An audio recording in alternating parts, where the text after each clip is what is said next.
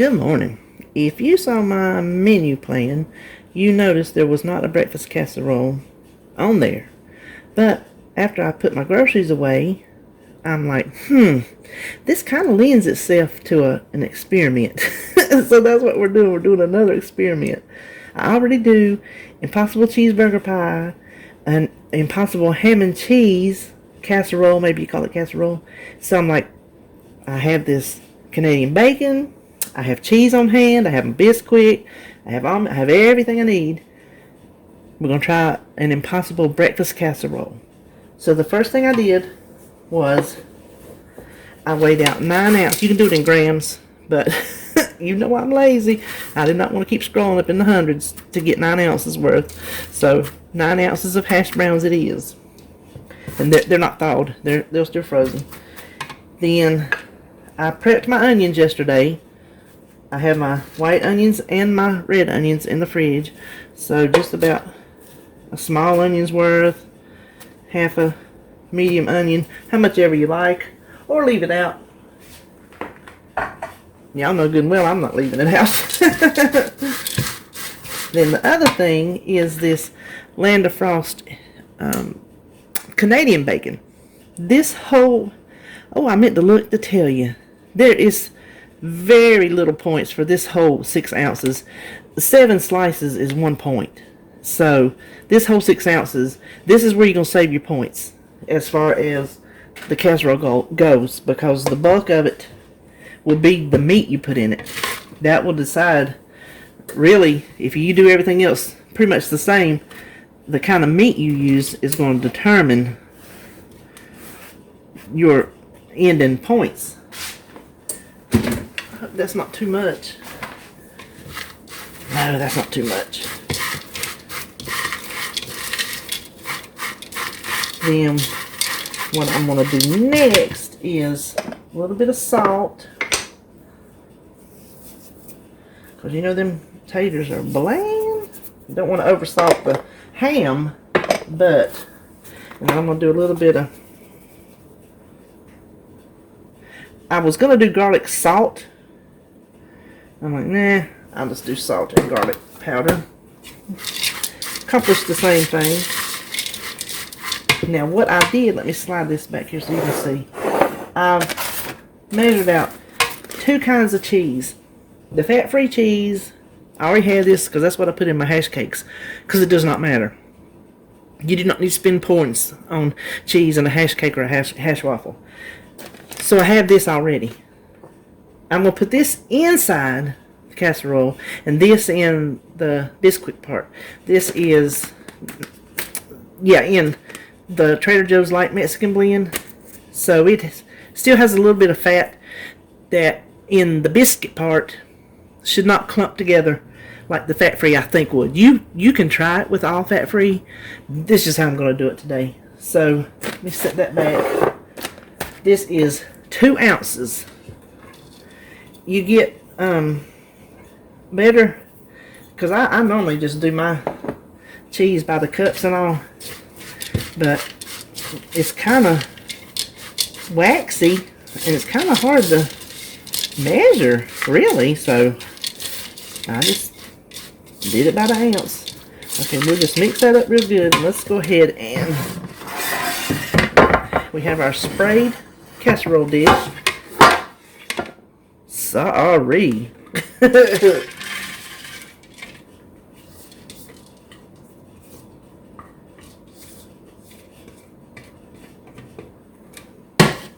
gonna spread all that around in the bottom here.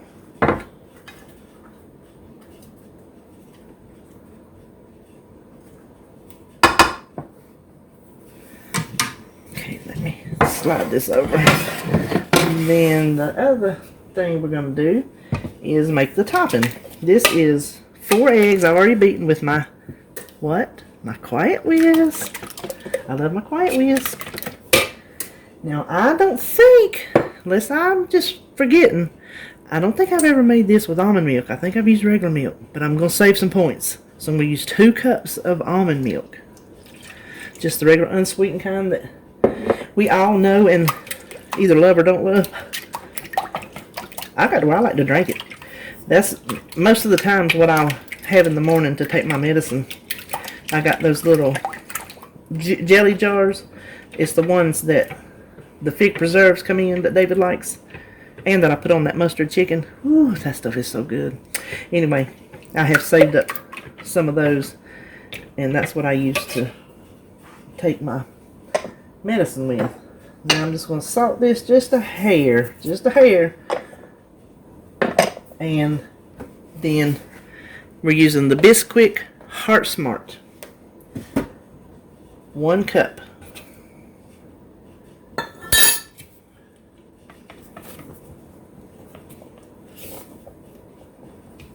So I don't know where y'all at, but where we at, it was windy yesterday. Oh my gosh.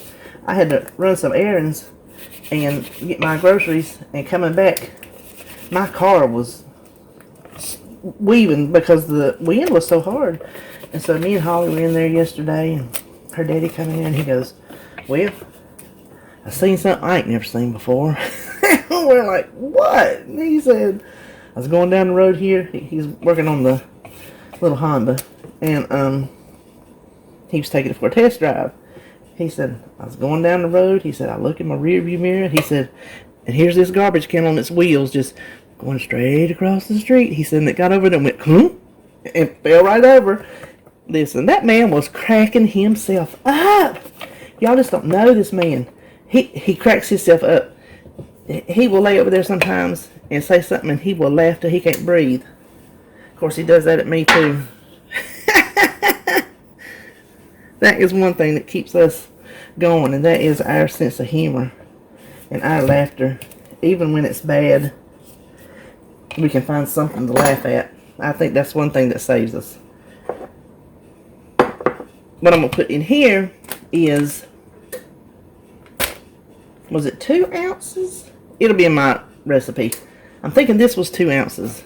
So use whatever cheeses you like, whatever kind of points you want to spend.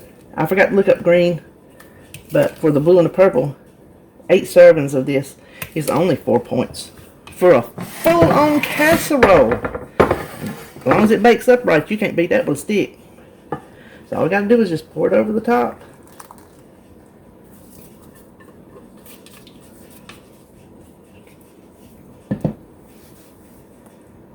Listen, it's a shame David ain't here, because he will probably wash these dishes for me.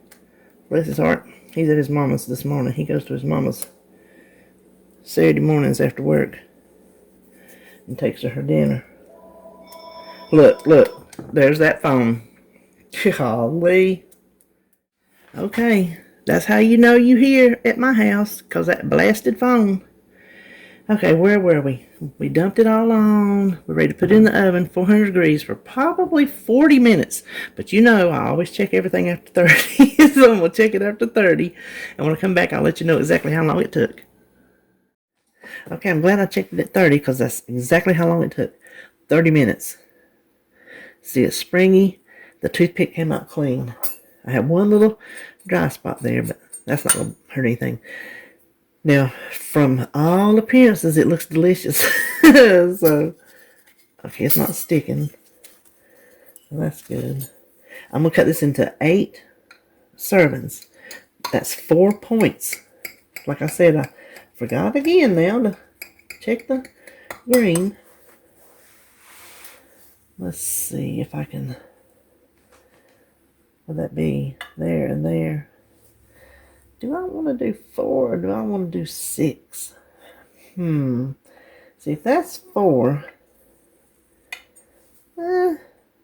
maybe I'll go ahead and do 8. I will calculate it for 6 just to see, because you might want a nice big hearty breakfast. Or like this, I would probably have a piece of toast or some grits or something with it, just for a little extra carbs other than just the hash browns.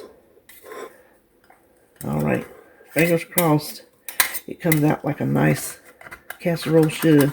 That first one is always tough, isn't it?